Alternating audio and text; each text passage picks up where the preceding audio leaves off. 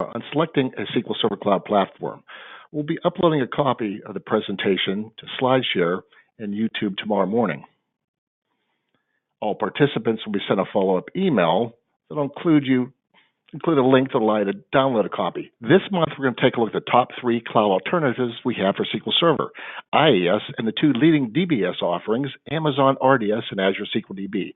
Throughout the course of this webinar, we'll be evaluating the architectures, product features, costs, migration options, administration tools, and ongoing support needs for the 3 systems. By default, GoToWebinar mutes all participants except the speaker, which is a good thing because it reduces the chance of background noise affecting the presentation. We're going to hold questions until the end. There's a button on the GoToWebinar panel that will allow you to type your questions in. Kelly, who's the webinar's organizer, will bundle them up and we'll discuss them at the end. We want to be respectful of your time. We know that many of you will have meetings right after this one. I've timed the presentation to allow a Q&A at the end, but if we're in danger of running over, I'll respond to the remaining questions by email. In October, I'll be partnering with 2 of RDX's top cloud techs, James Donahoe and Bill Wolf, to discuss Azure SQL DB performance. In November, Jeremy B.I. Fry, RDX's Microsoft Business Intelligence Team lead, will be demoing Power BI's new features. I also distribute a monthly newsletter that you might be interested in. It covers a wide array of tech topics that we think would benefit readers both personally and professionally. You don't have to be accustomed to receive it. If you'd like to be added to the distribution list, let me know. I'll display my email on the last slide of this presentation. You can always add me as your LinkedIn buddy. I write articles and SlideShare presentations on a lot of different wide-ranging tech topics. So let's get started with today's presentation. I'd like to introduce who RDX is, and I'm not showing this slide as a cheap advertisement for our services. What I'm attempting to show is that RDX has experience monitoring and administering a wide range of environments. We support thousands of databases and operating systems. This includes cloud IaaS, DBaas, on-premises, relational, commercial, NoSQL, and open source database products. One of the benefits that RDS can provide to all shops is our wide range of expertise. It's just the nature of our business. We support over 600 customers, so we aren't constrained by any one organization's tech stack. We are required to administer virtually every database feature you can think of for every product we support, and we work with dozens and dozens of different tech stack combinations. RDX focuses on data infrastructure support services for databases, operating systems, and edge technologies. Because of the increasing interest in cloud services, especially migration, we separate cloud support from our on-premises services. We offer 2 different types of support contracts. Full outsourcing support means RDX assumes total ownership of the customer's environment. We also offer supplemental support contracts. We augment the customer support teams. We can provide daily administration, where the client can use our services to fill critical support gaps for leading edge technologies and product features, or a combination of both. We support most IaaS offerings, which we all know is just a server in the cloud. We also support Azure DBaas DBs, Amazon RDS, and Oracle's Cloud DB platform. The cloud platforms that are garnering the most interest from our customers are from Microsoft and Amazon. Because of our large customer base and number of supported servers, we're a good bellwether for the adoption rate of different technologies and support strategies. We've created a robust set of white papers and webinars on our cloud migration services and case study success stories to market our services. Our most popular presentation is on supporting cloud DB architectures, and it's getting close to 2,000 views. The challenge with the cloud is that all these offerings provide different computing architectures. We're going to cover many of the differences listed on this slide more deeply during the course of this discussion. Don't expect your personnel to become cloud experts overnight. You'll have to commit resources and then provide them with the time and training required to learn the new architecture. Provisioning, administering, tuning, securing, monitoring, backup recovery, disaster recovery. It's the same basic principles of good database administration that apply to all DBaas environments. But your shop's administrators will be using different tools, utilities, and commands to perform those support operations. It's important for us to begin by comparing on-premises IaaS and DBaas architectures. We all have experience with on-premises systems. We have to build the server rooms and provide heating, cooling, redundant connectivity, and power. We are required to purchase, install, and administer all the mechanisms to provide the safest environment we can for our systems. We're then required to buy server hardware, install, and maintain it. When it breaks or we want to increase horsepower, we have to crack the chassis and work on the server components. We add CPU, memory, disk, whatever we need. When we perform these activities, we either have to take an outage or make plans to shift the system and workloads to another server to ensure availability. We also buy and administer the OS and DB software we need to run our database-driven applications. In addition, we evaluate, buy, install, and support all the other products we need. Monitoring, security, auditing, third-party reporting products. We have to buy and support everything, both hardware and software. Let's move on to the cloud. Most IaaS and DBS environments are multi-tenant, which means we're sharing the vendor's compute and storage architecture with other customers. In addition, depending on the architecture and vendor chosen, the system will vary in degrees of scalability, elasticity, and administrative self-service. The architecture that's closest on premises is infrastructure as a service. With infrastructure as a service, the vendor provides the compute, storage, infrastructure components, and may offer some level of system maintenance activities. You have direct access to the server and storage, much like on-premises systems, but you're able to leverage a higher level of elasticity. Think of it as a server, more often than not, a virtual server in the cloud.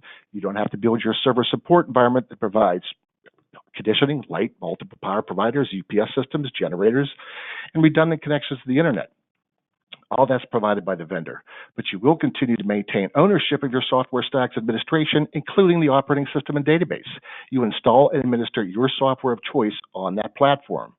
So now we know that IaaS is pretty much just a server in the cloud. Let's move on to DBAS, Database as a Service.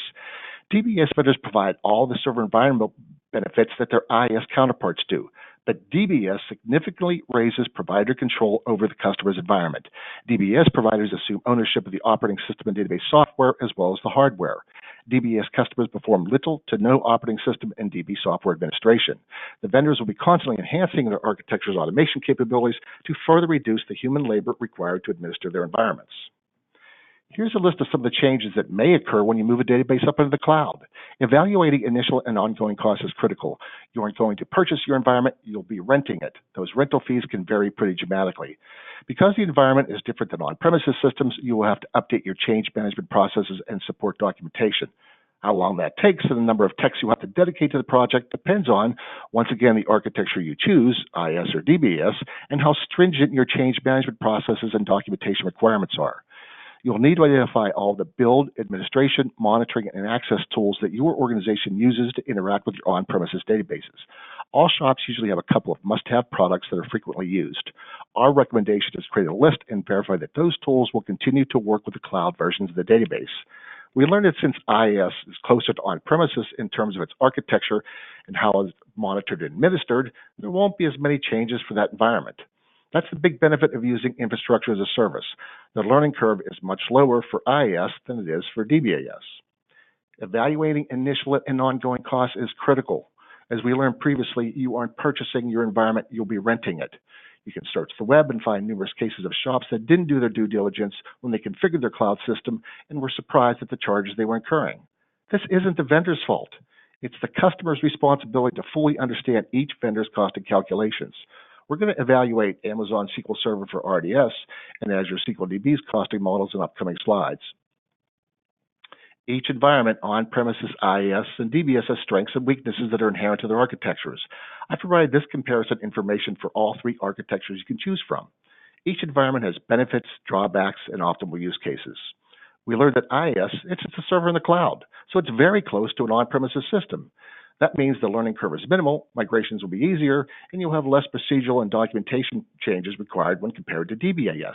With IaaS, you'll have more control over your environment, but it offers less automations, which means it will be more labor-intensive than its DBAS counterpart.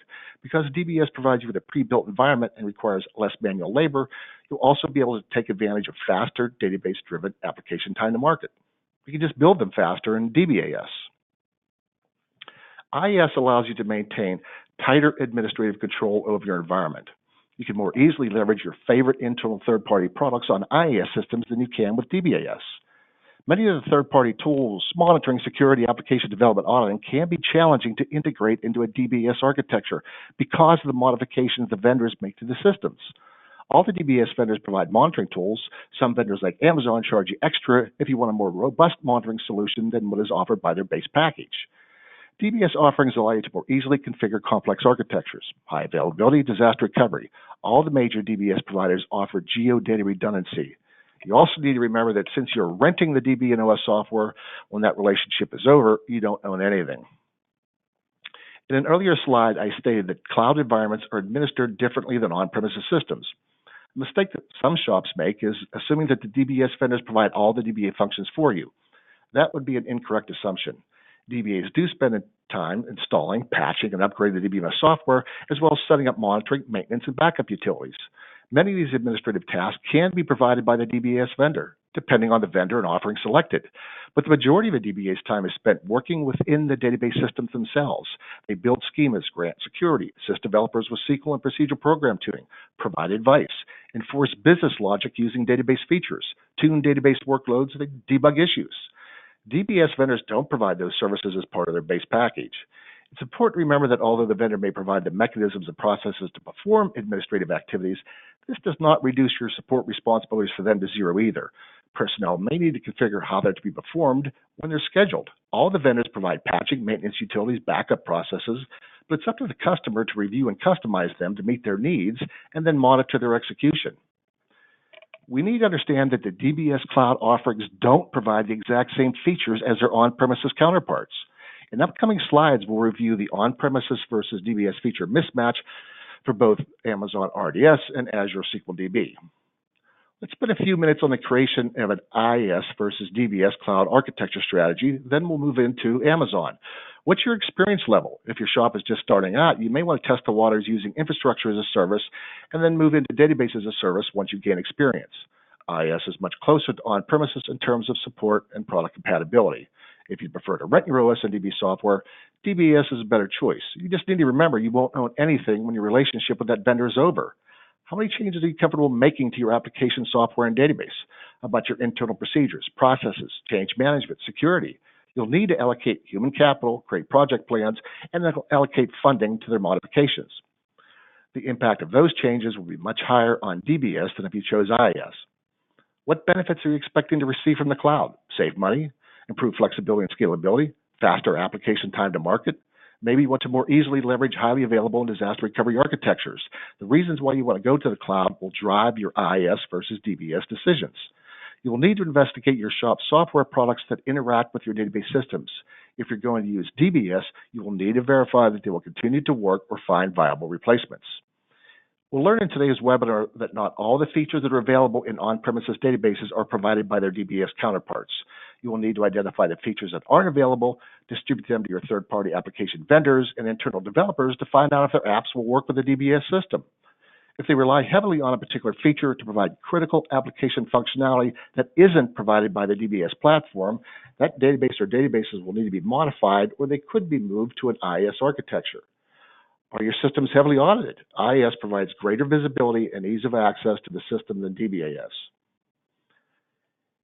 Amazon currently offers a broad and deep suite of cloud DBS services. Customers can choose from Amazon's fully managed database product offerings that include Relational, Aurora, NoSQL, DynamoDB, Data Warehouse, Redshift, and in-memory Elasticache. Amazon's RDS product suite provides consumers with 6 managed database engines that include SQL Server, Oracle, MariaDB, MySQL, and PostgreSQL. You have to be aware of both database editions and database versions when you're migrating to Amazon. Amazon does offer license-included options for all SQL Server editions, Express, Web, Standard, and Enterprise. In addition, it's also important to identify what versions of the database product Amazon supports. I've included a URL at the bottom of the slide to an Amazon page that contains links to editions and versions supported, as well as the licensing options available for SQL Server. Amazon currently has an enormous lead over both Microsoft and Oracle in cloud customers and cloud revenue. In addition, since it has a head start on its competitors, it has built a very robust cloud service architecture. The vendor is able to leverage its cloud computing architecture to provide a robust DBS environment. As we'll learn in a few minutes, customers are able to choose from a wide range of database editions, versions, licenses, and payment options, as well as memory, CPU I/O, and disk configurations. The vendor provides a very strong set of administration and monitoring tools. You can use the AWS Management Console, the AWS RDS command line interface called the CLI, and you can also use API calls to access, build, and administer your SQL Server database environment. You can also choose from several monitoring tools. You can subscribe to RDS events to monitor your databases and activate RDS Enhanced Monitoring to gather additional metrics. RDS integrates with Amazon's global monitoring tool called CloudWatch. You can use CloudWatch to track metrics, monitor log files, and set thresholds and alarms. One of the options you can use to secure your data in Amazon is its virtual private cloud. Amazon VPC lets you provision systems in a logically isolated section of the AWS cloud. You're able to select your own IP address range, create subnets, and configure route tables and network gateways. You can create a public-facing subnet for your web servers that has internet access and place your databases and app servers in a private-facing subnet with no internet access. You can also create a hardware VPN connection between your data center and your VPC, which allows the AWS cloud to be viewed as an extension of your internal network. You can encrypt your Amazon RDS instances and snapshots at rest by enabling the encryption option for your RDS DB instance. Data that is encrypted at rest includes DB instance data, its automated backups, read replicas, and snapshots. The Amazon cloud consists of 18 worldwide geographic regions. Regions are then broken down into availability zones. An availability zone is a data center that has all the environmental resources required to ensure it is highly available. The data centers are in different geographic locations with enough distance between them to ensure both data centers aren't affected by most unfortunate events. Traditionally, customers choose regions that are in close proximity to their user population. Availability zones in the region are connected through low latency links, which allow customers to configure HA architectures with quick failover capabilities and no performance degradation when the system is running from the standby environment. You'll need to verify that all the products you want to use are available in the region you are selecting. RDS is available in all regions, but if you're going to use other Amazon products and you want to keep everything in the same region, you'll want to make sure the region provides support for all of your selected products. DB instances are configured to run in a region's availability zone. When you configure a multi-AZ environment to provide HA, you are creating a primary instance in one availability zone and a standby instance in a second availability zone. Using multi-AZ implementations isn't a requirement, but it is highly recommended. It's a pretty simple process to select the multi-AZ option during configuration.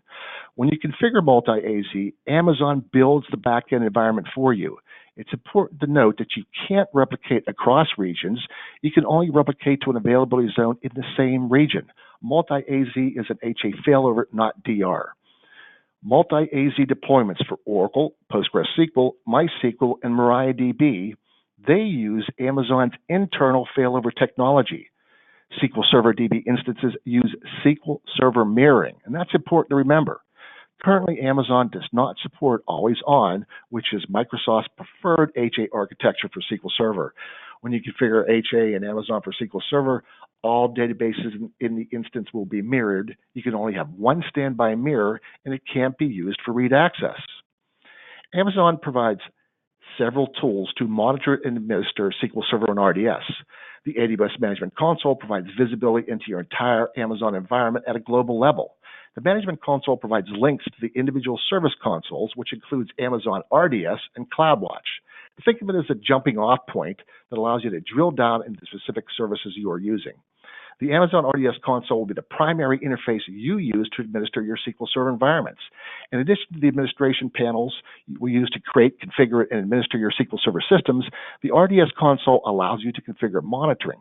Amazon provides a couple of different mechanisms you can use to monitor the health of your SQL Server instances. From the Amazon RDS console, you can monitor the number of connections to a DB instance, read write-ops, memory, CPU, and storage currently being utilized, as well as network traffic. You can create alerts that notify you based on an event, database being shut down, backups running, some type of failure occurred, or threshold has been exceeded. You can also choose to activate enhanced monitoring, which increases both the breadth and depth of monitoring metrics you can use to evaluate the performance and availability of your systems. You will need to check the pricing options. Depending on how you configure enhanced monitoring, you may be paying extra for those additional metrics. Amazon RDS sends metrics and dimensions to Amazon CloudWatch. CloudWatch provides panels that allow you to review current alarms and statuses. You can view alarm and resource utilization graphs and overall service health statuses. You can create a CloudWatch alarm that sends a message when the alarm changes state. Let's take a look at some of the factors used to generate the RDS instance's rental costs. You can choose to pay on demand or reserve an instance for a 1-year or 3-year term. You will incur the highest rental fees if you choose on demand. The longer the term you choose and the more money you pay up front, the lower your instance's hourly cost will be. You can also choose to include a license in your rental fee or bring your own. Database additions will also impact your hourly costs. It's obvious that you'll pay more for SQL Server Enterprise than you would for the Express Edition. You then need to size your instance, how much CPU, memory, and network performance you want to reserve. The configuration for the example I use on this slide is for a db.m4.10x large instance. The letter M indicates that this is a standard class instance, not memory optimized. Amazon recommends configuring RDS databases to use memory optimized, which is the R option. The number 4 indicates that this is a current generation instance. The higher the number, the later the generation. 10x large, that would be 10 virtual CPUs. The ECU rating to compare against other selections would be 124.5. You can use this instance in a virtual private cloud. The instance can be configured to use EBS. The maximum bandwidth is 4,000 megabits per second, and the network performance rating to compare against other selections is high. Amazon offers a lot of instance performance configurations to choose from. The vendor provides a table containing detailed descriptions for all instance performance configurations. It's a pretty simple process to scan that table to select the performance configuration that best meets your needs.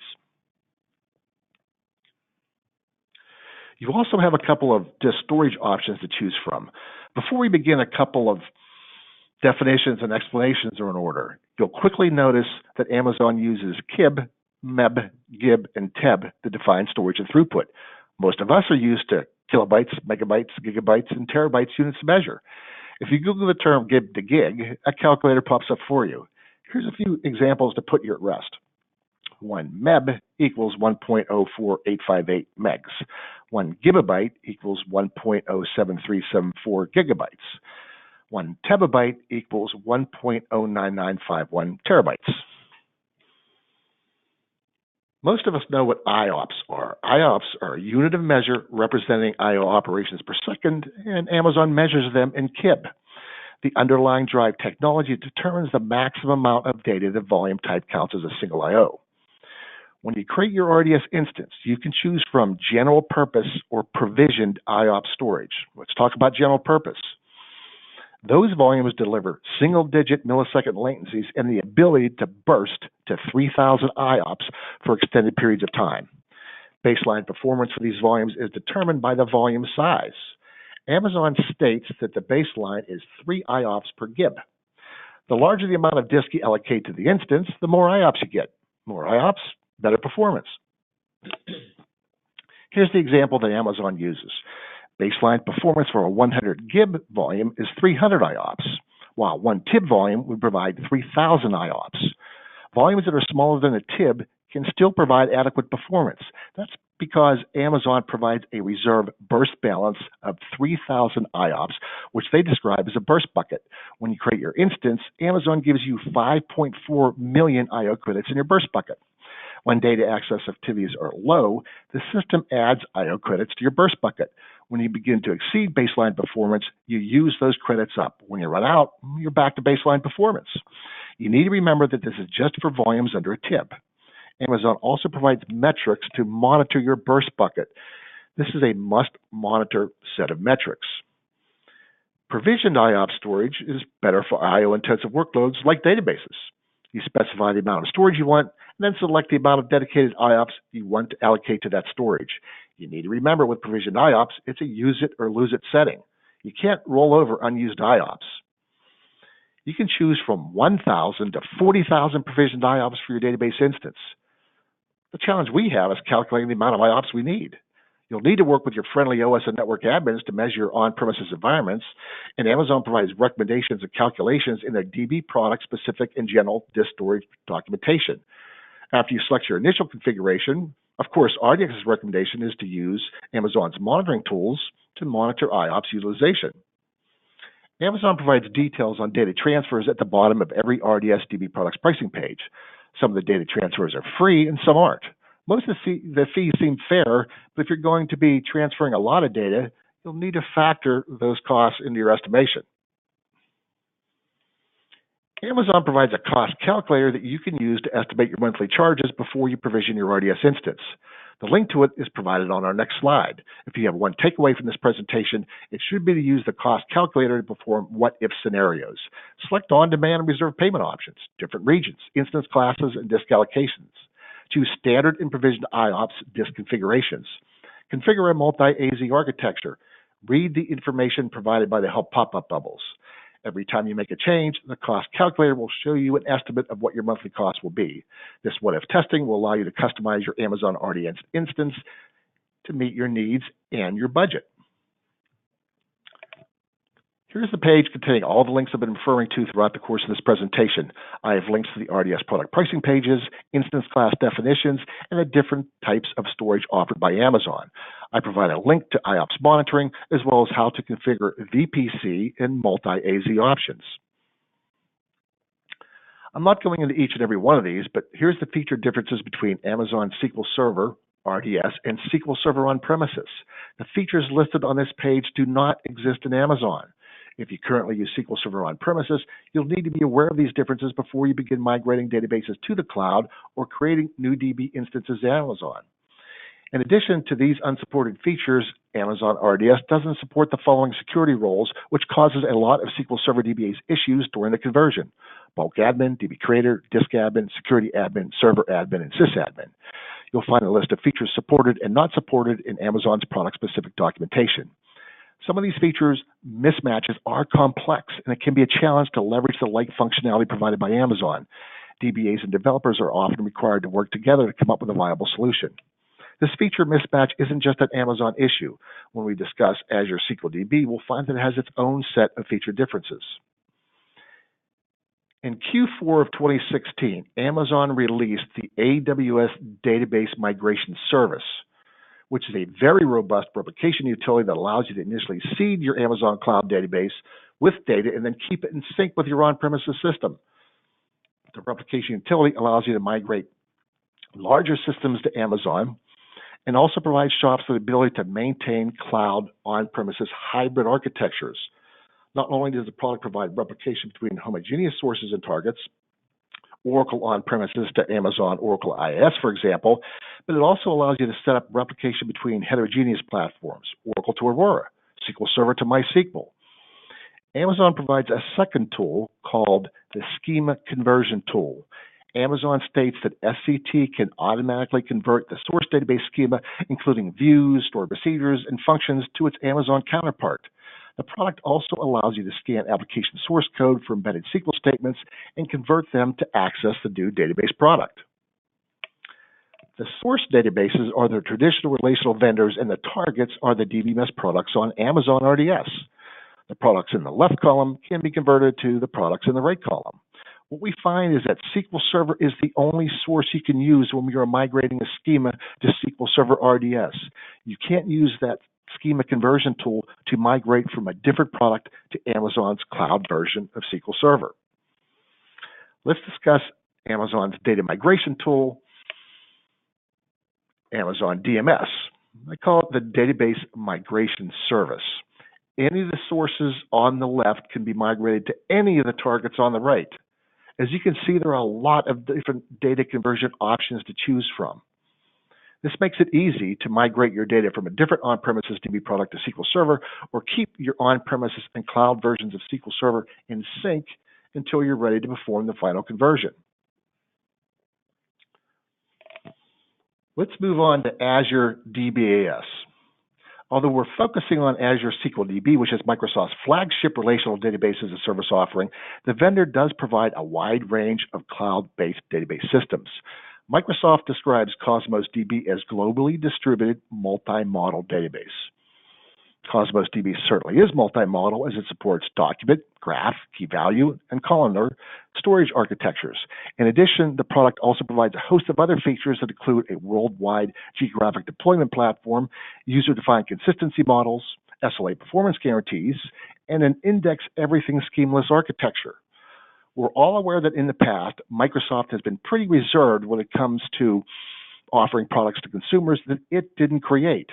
That mindset is certainly changing, as we know that SQL Server is now able to run on Linux, and Microsoft now offers fully managed cloud services for both MySQL and PostgreSQL. Microsoft has recently announced a new pricing option called vCores. We're going to talk about vCores and compare them to DTUs on our next slide. The big difference between, and this is important, the big difference between Amazon and Microsoft's cloud version of SQL Server is that Amazon takes Microsoft's on-premises database software and modifies it to work in their environment. The database itself isn't modified as heavily as Microsoft's DBaas offering. Most of the cloud features and benefits you can take advantage of are inherent to Amazon's underlying cloud architecture, not specific database modifications. On the other hand, Microsoft has built an entirely new database product that is architected from the ground up to run in its environment. As a result, you'll see a lot of cloud-specific features that are available in Azure SQL DB that Amazon can't provide. Azure SQL DB provides a wealth of automations, advisors, and utilities you can use to manage your cloud costs and improve your environments.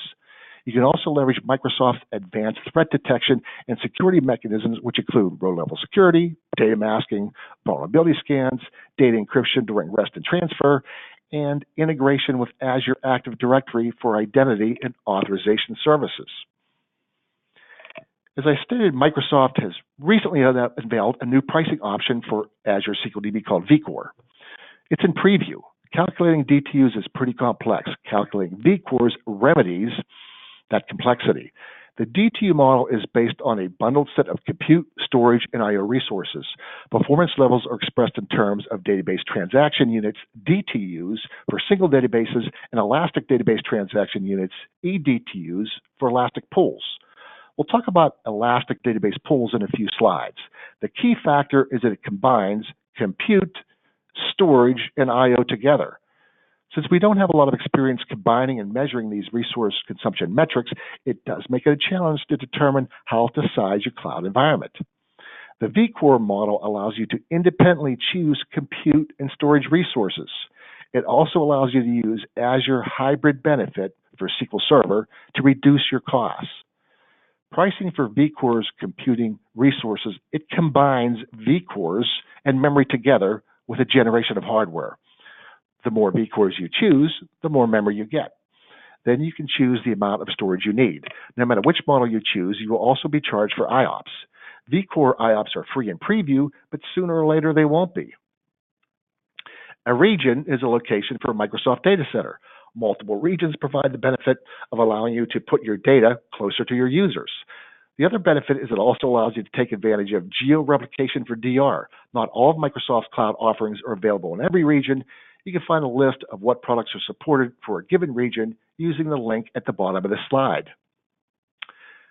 We know that feature mismatch between cloud and on-premises systems is a pretty big deal for consumers. We also know that every cloud vendor wants to make it as easy as possible for you to migrate your on-premises databases to their cloud environment. Microsoft recently unveiled managed instances, which it states will allow shops to lift and shift on-premises databases to Azure DBS with minimal to no changes. Microsoft describes the offering as being near 100% compatible with SQL Server on-premises environments. You can continue to use instance-level capabilities without changing your app. Managed instances combine the benefits of platform as a service with the ease of migration and increased control provided by IaaS. Because the platform is very close to on-premises, it will also greatly reduce training time in the documentation and procedural changes I've been referencing. The offering has not been released to the public yet, so we'll need to allow our RDS Cloud experts to put the system through its paces. Once managed instances becomes public, you'll have to choose the vCore model, as Microsoft does not offer DTU-based licensing for managed instances. Microsoft offers single databases and database elastic pools when you configure your Azure SQL DB environment. With a single database, you estimate the amount of resources that the database requires to handle its workload. SQL database elastic pools allow you to combine multiple databases and/or workloads into a group and then allocate shared resources to that group. This is especially beneficial for databases that have spiky workloads. You may have systems that are hit heavily throughout the day and a different set that is accessed by nightly batch jobs. The environment automatically evaluates the historical resource usage of Azure SQL DB databases and recommends the appropriate pool configuration in the Azure portal. Azure SQL DB provides a more robust set of HA options than Amazon RDS for SQL Server. We just learned about the two pricing options, DTUs and vCores. If you choose DTU pricing, you can choose from basic, standard, and premium service tiers. If you choose the vCore option, you can choose from general purpose and business critical service tiers. So we have lower to higher. For DTU Standard and vCore General Purpose, the lower tiers, Microsoft provides HA by separating the compute and storage nodes and replicates the data. If your system experiences some type of failure, the Azure Service Fabric moves the stateless SQL Server process to another stateless compute node. Microsoft provides spare nodes that are waiting to run the new compute service in case of failover in order to minimize failover time. For DTU Premium and vCore Business Critical tiers, the upper tiers, Microsoft uses a 4-node, always-on availability groups cluster to provide HA. As you see in the right column, Microsoft provides more HA options, more secondaries than Amazon. They can be in different regions, and they can be readable. Microsoft also provides Azure SQL DB failover groups that provide automatic failover capabilities. Let's take a look at Microsoft's cost calculation panel. In this case, we are choosing the DTU costing model. I'm selecting an elastic pool of databases. My choices are single database or elastic pool. You can see the performance level drop-down that shows all the DTU and storage size combinations we can choose from. We select our combination of CPU, memory, and I/O DTUs, and the default storage that comes with it. When I activated the drop-down, it covered up the selection that allows us to add additional storage we might need. So if we don't need a lot of computing horsepower, but we need more disk than our DTU selection allows, we can always add additional storage. We then complete the remaining selections to configure our environment. I provide some of the other options in the list on this slide, but they're pretty simple to configure. Now I've switched from DTU to vCore as my costing model. We can see that I chose East for the region, Elastic Pool, and the vCore option. I've also selected Business Critical for my tier, the Gen 5 option, and 16 vCores. You have the option to choose either a Gen 4 or a Gen 5 generation. The Microsoft docs will explain that Gen 4 and Gen 5 use different CPUs. In addition, you get different memory allocations for the number of vCores you select. You notice that I now have a 1-year or a 3-year pricing option in addition to pay-as-you-go. Reserving an environment for 1 or 3 years wasn't an option when I selected DTU's the costing model. I can then choose the amount of storage I need. Like its DTU counterpart, the rest of the configuration options, they were pretty simple. Here's the page containing all the links I've been referring to throughout the Azure SQL DB section of this presentation. I have links to the Azure SQL DB product pricing pages, the cost calculator that allows you to do what-if scenarios, and various sets of documentation. Let's move into some of Azure SQL DB's performance features. Microsoft is continuing to enhance its automation capabilities in all areas, including database event management and performance monitoring, analysis, and tuning. The portal provides a robust set of monitoring metrics that are displayed using a variety of charts and graphs that come complete with detailed explanations. As we'll soon learn, some of the recommendations that the environment provides can be automatically implemented. In addition, the automations have the intelligence to back out previous auto implementations if they don't improve performance. Currently, Microsoft has a much stronger monitoring capability than Amazon. The tools display more metrics, they're easier to configure and use. Here's a screenshot of one of the high-level performance overview displays. You're then able to drill down into a vast array of resources and metrics. It's far beyond the scope of this presentation to discuss all the performance displays, metric evaluations, and automations that environment provides. Microsoft provides a wide and deep set of monitoring information for you to access. Azure SQL DB also identifies potential problems in your database for you and recommends actions that help you to improve performance. Query Performance Insight is a feature that allows you to drill down into specific queries. It provides a traditional highest resource consuming queries first display. You're then able to review the history of the query's resource utilization. The utility allows you to quickly identify the top resource consuming queries, which allows you to concentrate your efforts on the workloads that have the highest potential of causing a performance problem. Microsoft also provides automatic index and plan management. The system monitors all the queries executed in the database and can be configured to automatically improve the performance of the database workloads. Index automations include the creation of new indexes and dropping unused indexes. For plan regression, the system will identify SQL queries that are using execution plans that are slower than the previous plans. It will then switch the query's plans to use the last known good plan instead of the current one that's slower. You can find the create and drop index and plan regression recommendations in the Azure portal. You then have the option of either manually applying the recommendations or using the portal to configure the system to automatically apply the recommendations for you. It then monitors performance after the change and verifies if the implemented recommendation has improved the performance of your workload.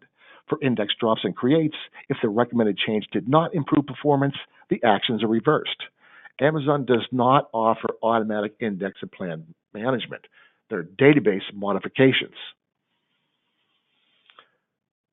For those of you that have used NoSQL databases like MongoDB, you probably have some experience with sharding. Sharding allows you to distribute data and the workloads that access that data to multiple servers. For on-premises, you can distribute shards to multiple hardware platforms. This is an excellent way to provide horizontal database scalability. Instead of scaling vertically by adding more horsepower to a single server, you can scale out, or horizontally by adding new servers to the sharded database environment. Use a sharding key value to distribute the data to the shards. Azure SQL DB provides utilities that allow you to manage the shards. You can create, drop, split, and merge shards. You use elastic queries, transactions, and jobs to access and administer the shards. Although Amazon states that you can use sharding for SQL Server and RDS, it's pretty much a totally manual configuration. You have to set up the data routing to the sharded servers programmatically, while Microsoft automates the distribution for you. When you compare the two competitors, Microsoft provides a more automated sharded option than Amazon. Automatic threat detection generates alerts that allow you to detect and respond to potential threats as they occur. It scans for potential vulnerabilities and various suspicious database activities, including SQL injections and anomalous database access patterns. The email includes all the information you need to begin your security investigation. In addition, the email will provide information on possible causes and recommended actions to investigate and mitigate the potential threat to the database. There are feature differences between Azure SQL DB, DBaas, and SQL Server on-premises. If you currently use SQL Server on-premises, you'll need to be aware of these differences before you begin migrating databases to the cloud or creating new DB instances in Azure SQL DB. Here's just a couple of the more popular feature differences from this list. Microsoft's Azure DBS offering doesn't support attaching a database, backup and restore statements, change data capture, database mail, SQL Server agents, database mirroring, database snapshots, extended store procedures, file stream, link servers, log shipping, resource governor, and the profiler. Now, instead of database mirroring and log shipping, it does provide active geodata replication, which could be a better alternative for many customers, but it's different. These differences may change, but you can always find a current list in the Microsoft documentation for Azure SQL DB. Let's finish up by taking a look at some of Microsoft's conversion utilities. Data Migration Assistant, or DMA, scans the on-premises database and detects compatibility issues that may impact the functionality of your Azure SQL database. It recommends performance and reliability improvements for your target environment. It allows you to not only move your schema and data, but also uncontained objects from your source server to your target server. DMA will identify compatibility issues that prevent the successful migration from SQL Server on-premises to Azure SQL DB.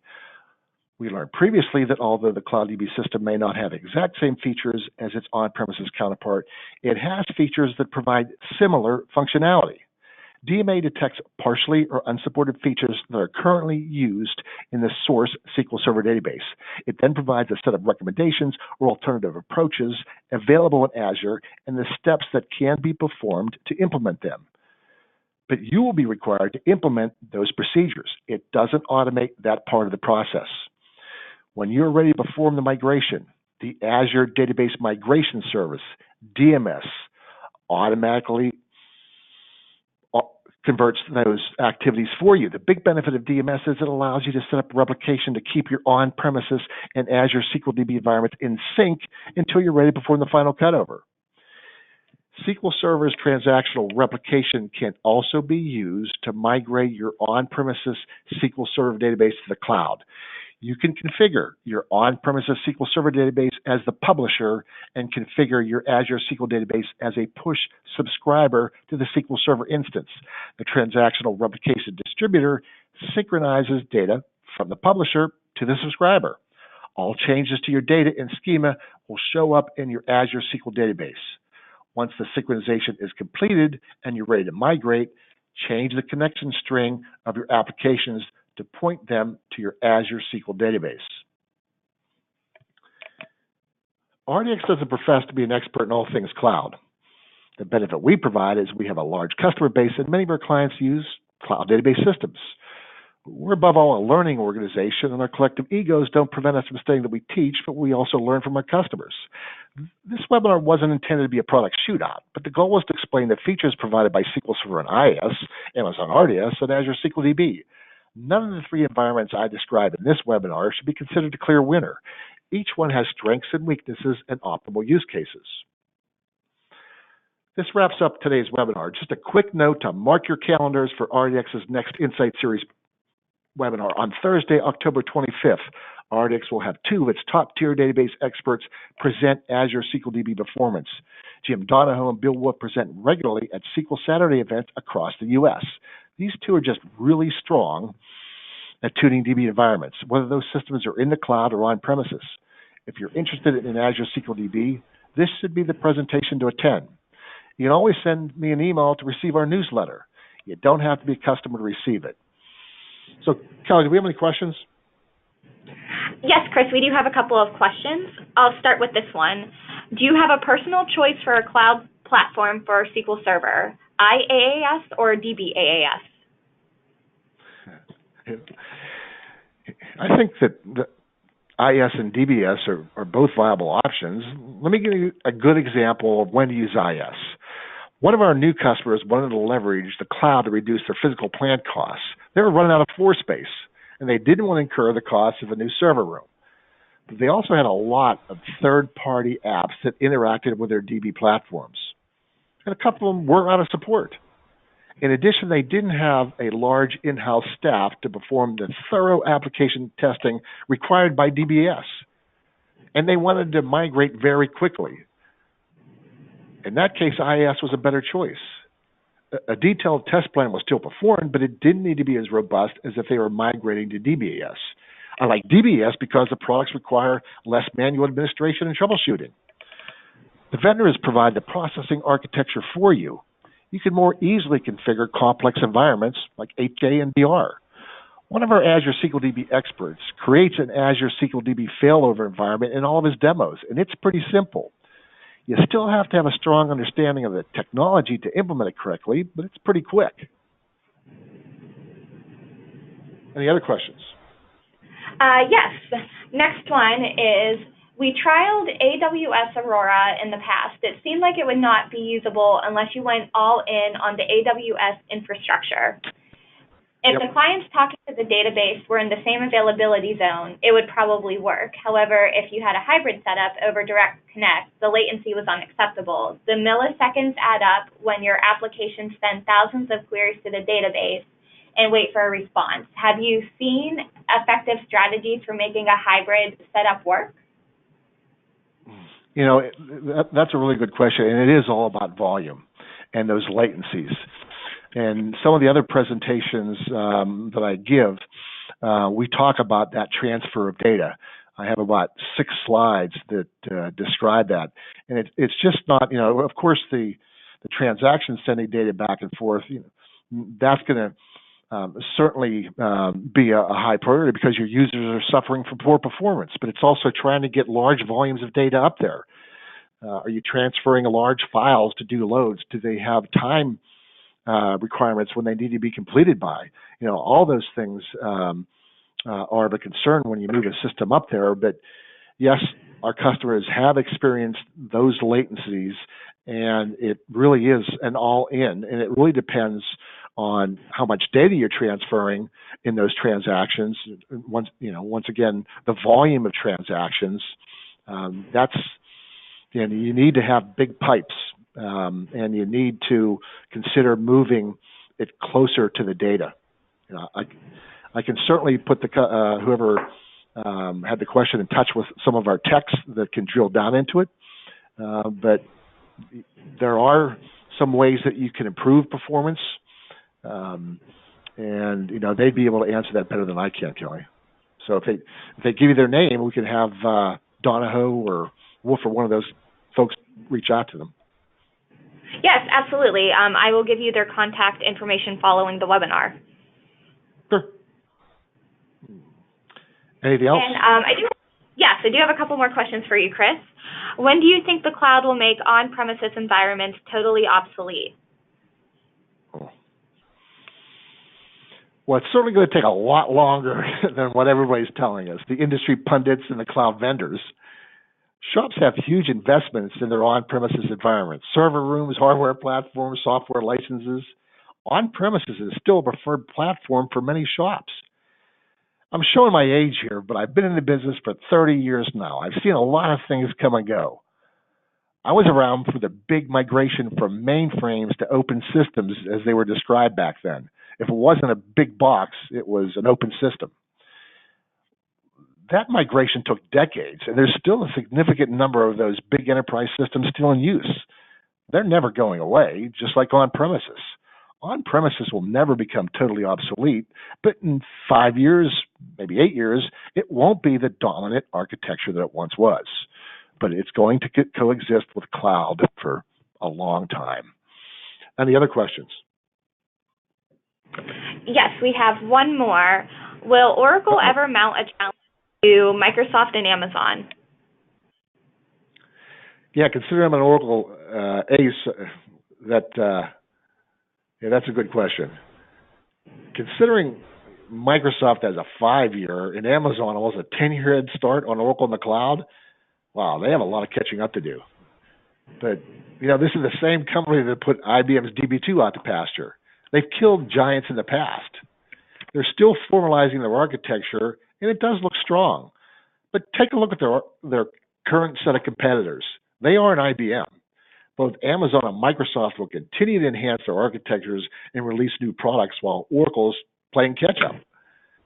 Oracle's marketing department and upper management really played up their new administrator-less database. But most of those automations they were touting were already inherently provided by all cloud architectures. Upgrades, patches, backups. All the major cloud vendors provide that. There's nothing new. And if you do a deep dive into Oracle's performance automations, Azure SQL DB actually has a stronger set of automation features than Oracle. I don't think Oracle will become a dominant player in the cloud anytime soon. The cloud revenue will increase. As some say, they entice customers, their current customers up to the cloud, and some say force them up to the cloud. That's where they're going to get the majority of their revenue. I'm not sure if it's going to increase by net new customers. I think most of their cloud revenue is going to come from moving or forcing their existing customers up into their cloud platforms. Anything else? Yes, we had one more that just came in. We run a Microsoft SQL Server database on a VMware on-premises.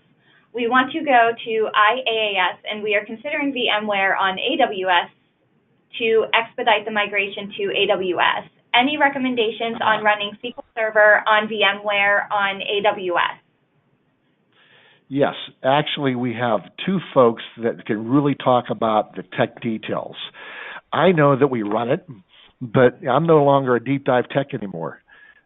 I've been one for 10 years now, and the nuts and bolts. We have people here at RDX that have used those systems and really have a strong knowledge. That's the person that they need to talk to because they want more than just a high-level overview. So we could get that contact name and ship that off to the Microsoft team. They'll be able to answer that question for them. Sure, I will do that following the webinar. Yeah, it's a pretty popular platform that what he described for IaaS. So I think the best person would probably be Donahoe. Okay. Any other questions? That's it. Okay. I appreciate everything. I appreciate everybody attending today's presentation, and thank you very much, Kelly. Bye-bye, everybody, and have a great weekend. Thank you, everyone.